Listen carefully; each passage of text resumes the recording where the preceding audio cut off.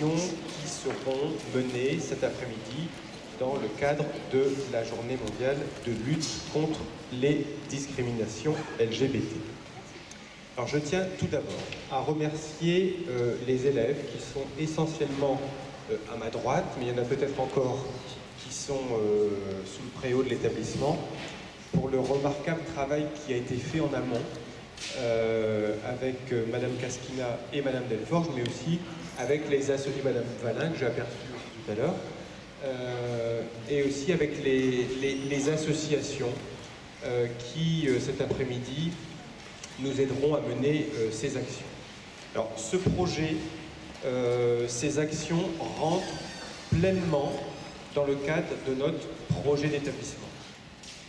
Et ça, je tiens vraiment à le souligner, c'est qu'on n'est pas sur des actions menées cet après-midi, déconnectées des enseignements ou déconnectées de tout. Elles ont vraiment leur place dans ce qui fait l'ADN de ce lycée et dans ce qui en fait son fil rouge. Et vous le savez, nous sommes particulièrement attentifs aux valeurs républicaines, aux valeurs aussi défendues dans le cadre de la laïcité. Et cette action, cet engagement, plutôt que cette action, rentre pleinement dans ce qui fait qu'on a aussi envie d'enseigner ensemble parce qu'on fait passer ces valeurs essentielles. Alors ces valeurs essentielles, elles sont fortement percutées en ce moment. Vous le savez, on a déjà eu l'occasion d'en parler et de se réunir, mais particulièrement aussi la lutte contre l'homophobie devient à nos yeux essentielle. Elle doit être absolument médiatisée parce que vous en avez certainement entendu parler. Les atteintes aux personnes sont en expansion dans ce pays et dans d'autres pays. Et je crois que ce que vous ferez cet après-midi, la sensibilisation que vous porterez, permettra, je le souhaite, que dans un an, sur cette même journée, on ait pu constater que ces atteintes aux biens, aux personnes, soient en nette diminution. Sachez encore qu'il y a de nombreux pays où cette priorité n'est pas, comme dans le nôtre, une action forte, et il y a encore à œuvrer mondialement pour que cette lutte soit pleinement portée. En tout cas, moi je me félicite que des élèves, en dehors de leur scolarité, investissent ces causes-là, et généralement les élèves qui investissent ces causes-là sont des élèves qui ouvrent aussi une capacité d'ouverture d'esprit, qui mobilisent des compétences d'organisation, de mobilisation, de communication, qui de toute façon seront un jour aussi valorisés dans le cadre de leur parcours personnel et aussi dans leur vie.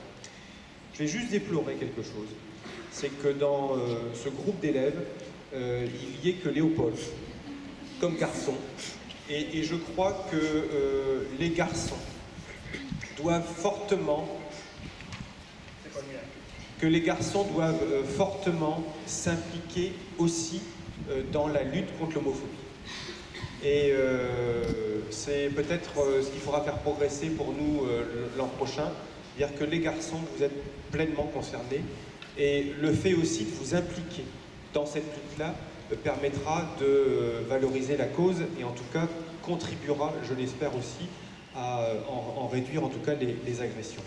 Donc je ne sais pas pourquoi chez les garçons il y a cette fragilité. Il n'y a pas de raison que les filles portent un combat et que les garçons restent un petit peu en retrait. Donc ça aussi, il faut aussi sensibiliser sur ces événements-là. Donc voilà, j'ai le plaisir avec Madame Claudel et puis les enseignants présents autour de nous. Madame Maréco aussi, que vous voyez très présente à la loge, et qui est aussi fortement investie et qui aussi nous relaie beaucoup de choses pour faire évoluer le projet d'établissement. Donc c'est un investissement collectif qui est porté aujourd'hui.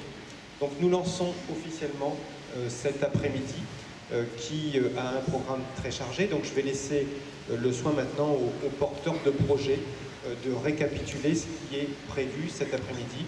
Et je vous remercie tous de votre présence et aussi de l'accueil chaleureux que vous avez témoigné aux associations et aux élèves qui, depuis le début à partir de 12h à peu près, 12h30, ont commencé cette sensibilisation. Merci à vous tous, le combat est très beau, il est juste, continuez à le porter ici, maintenant et en dehors de l'établissement. Et puis l'an prochain, je veux absolument au moins une parité entre les garçons et les filles. Merci à vous.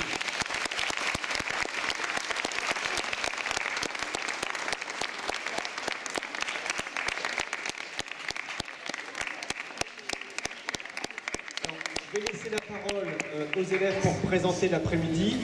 Madame Claudel et moi, on doit absolument partir sur des conseils d'enseignement, donc ne traduisez pas notre départ comme une indifférence à ce qui va se faire, mais on vous retrouve dans le courant de l'après-midi. Merci encore, et puis merci à ceux qui viennent de nous rejoindre. Et merci au Courrier Picard d'être présent, c'est aussi important de relayer à votre niveau cette information.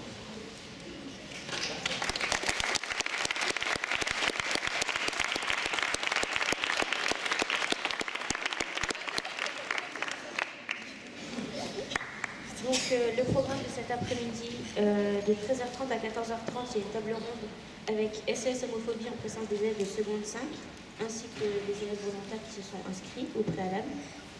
En parallèle, il y a un ciné-débat avec le collectif Les Bavardes en présence des élèves de seconde 4 et des quelques élèves inscrits également au CDI en parallèle, enfin au préalable, pardon.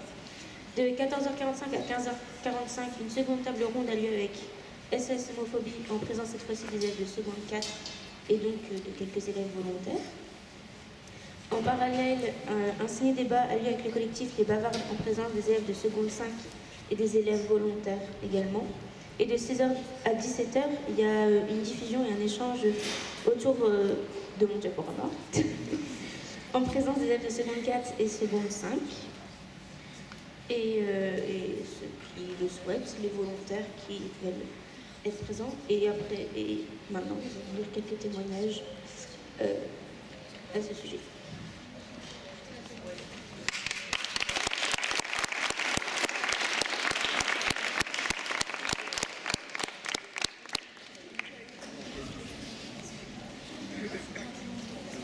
Alors, le témoignage que je vais lire, je l'ai trouvé dans le rapport sur l'homophobie, qui est ici. Là. Ça parle de la biphobie. Karine, qui vit en Saône-et-Loire, a annoncé sa bisexualité à son entourage. Ses relations amicales sont devenues compliquées. Elle dit « Depuis que mes amis me savent bisexuelle, je ne veux pas être proche de quelqu'un sans qu'il ne me pense amoureuse. Le pire, c'est lorsque je suis près de ma meilleure amie et qu'elle a un mouvement de recul avec sa tête qui signifie « Qu'est-ce que tu fais là ?» ou les petites réflexions « Comme tu te touches, toi, je sais que c'est parce que tu as des idées pas très catholiques. » Parfois, devant des personnes qui n'étaient pas au courant de parfois même devant des personnes qui n'étaient pas au courant de ma sexualité. J'ai envie de leur répondre que je suis bisexuelle, mais pas une perverse sexuelle qui saute sur tout ce qui bouge. Mais à la place, je me tais.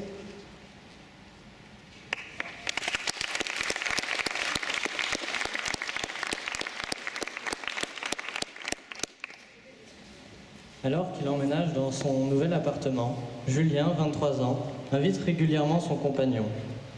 Au bout de quelques jours, devinant leur relation, la voisine de Julien se met à les insulter et à les menacer.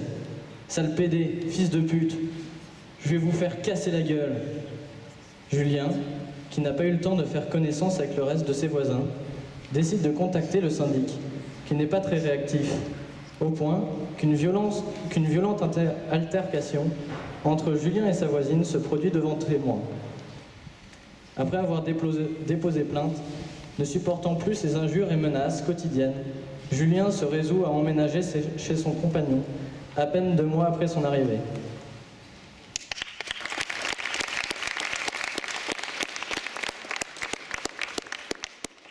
Je vais vous lire le témoignage d'une connaissance. C'est un garçon transgenre qui s'appelle Camille. Ce témoignage concerne l'homophobie et la transphobie. C'était pas rare qu'on me regarde bizarre et qu'on dise des trucs du genre « Oh, c'est dégueu, des lesbiennes » quand j'étais avec mes ex, mais j'ai jamais relevé. Sinon, il y a une meuf qui m'a gueulé sale lesbienne juste parce que je l'avais bousculée. Maintenant, j'ai fait ma transition, mais mon père me trouve trop féminin pour être trans parce que d'après lui, j'agis comme un gay. Est-ce que ça signifie que les gays ne sont pas de vrais hommes ? Il a refusé catégoriquement de bien me genrer malgré le fait que je lui en ai fait la demande. J'avais entamé une discussion sérieuse alors que ça me faisait angoisser à mort, et au final, il n'en a pas eu grand-chose à faire. Sinon, c'est tout, je crois. J'ai toujours eu de la chance. Je suis pas trop mal entourée. Je m'en suis bien sortie au final, j'ai juste une profonde dépression et des tas de problèmes psychologiques qui nécessiteraient des années de thérapie pour partir.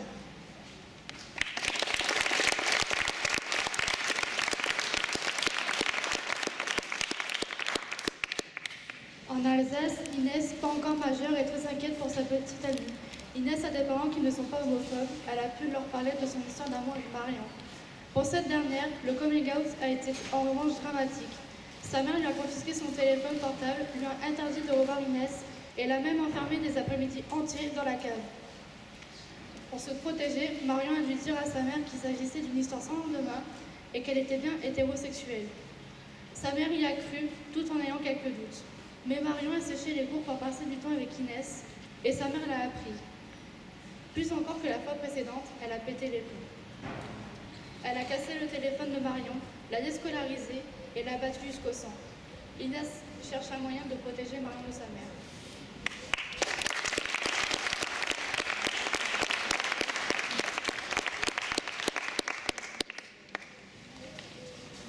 Je vais vous lire le témoignage d'un ami à moi qui a subi une agression homophobe quand il avait 15 ans. J'étais différent. Aujourd'hui, je me sens complètement normale. Mais à l'époque, j'étais différent, car c'est ce qu'on me faisait ressentir. Ça remonte aux années collège. Sans comprendre pourquoi, des garçons et des filles se moquaient de moi. Le mot PD est arrivé très rapidement. Et ça a fini par devenir récurrent. Ça commençait à être pesant. On a souvent voulu me mettre à l'épreuve. Des garçons qui voulaient une baston alors que je ne leur adressais pas la parole. Un jour, en fin de 4e, un garçon m'a agressé verbalement dans la cour, mais sans suite grâce aux surveillants. Je me suis dit qu'une fois encore, c'était sans raison. Mais le soir, quand je rentrais chez moi après les cours, il était là. Et il n'était pas seul. Ils étaient 4 à me suivre jusqu'au moment où l'un d'eux ne me laisse plus passer. J'étais comme la proie au milieu des loups. Je n'avais pas le choix, j'ai attendu. Et d'un coup, il m'a frappé violemment au visage. Je suis restée debout, mais j'ai mis un temps avant de comprendre ce qu'il se passait. J'étais marquée plusieurs jours. Mais les marques étaient plus profondes mentalement que physiquement. C'était tellement humiliant. Je ne veux pas raconter ça pour qu'on s'apitoie sur mon sort. J'aimerais seulement dénoncer l'homophobie qui se transmet dans la famille, avec les enfants qui ne savent même pas ce que c'est vraiment l'homosexualité et la raison pour laquelle ils la méprisent. Mais, par leur famille et leurs éducations, reproduisent la même fermeture d'esprit.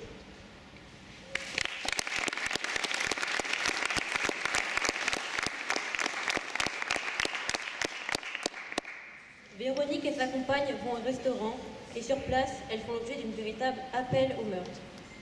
Une cliente anglaise mime leur exécution en déclarant « Le M16 a été créé pour tuer les lesbiennes ». Les responsables du restaurant déplacent donc la cliente dans une autre salle, mais Véronique la revoit au moment de l'addition.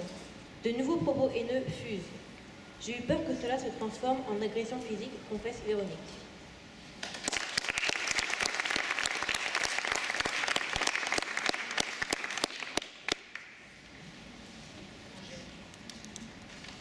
Bonjour à toutes et à tous, je me présente, je m'appelle Angèle, j'ai 17 ans, je suis élève dans ce lycée et je suis bisentimentale. Vous allez me demander pourquoi je ne dis pas bisexuelle. Je désigne mon orientation sexuelle par le mot bisentimentale car je trouve que tout tourne trop autour de la sexualité en elle-même.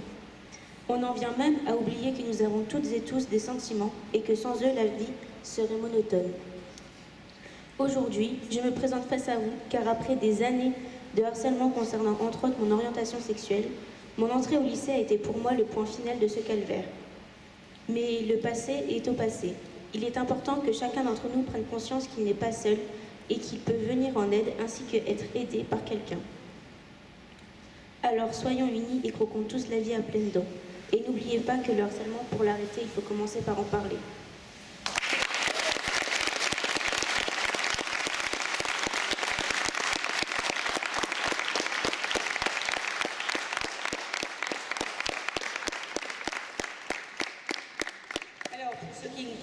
Qui ne me connaissent pas, je suis Madame Delforge. D'habitude, je n'ai pas cette voix-là, mais je voulais quand même prendre la parole, d'abord pour remercier effectivement le collectif Michelis du 17 mai, et on peut les applaudir.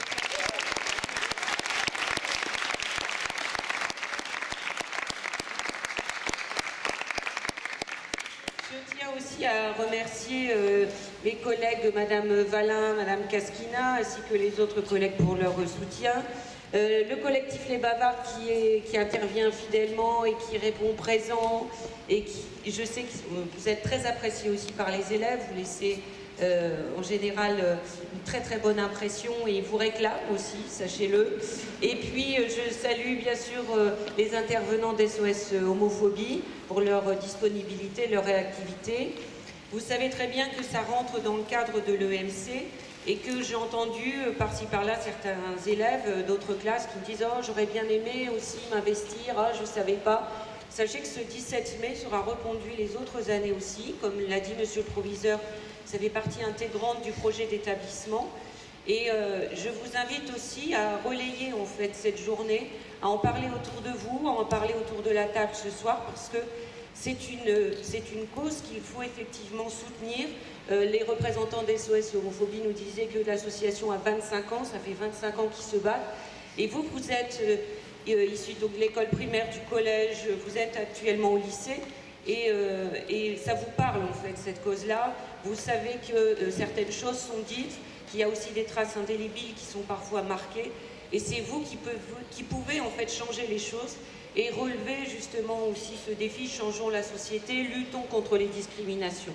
Voilà, donc je vais maintenant m'adresser plus précisément aux secondes 4 et aux secondes 5. On vous attend respectivement dans les salles.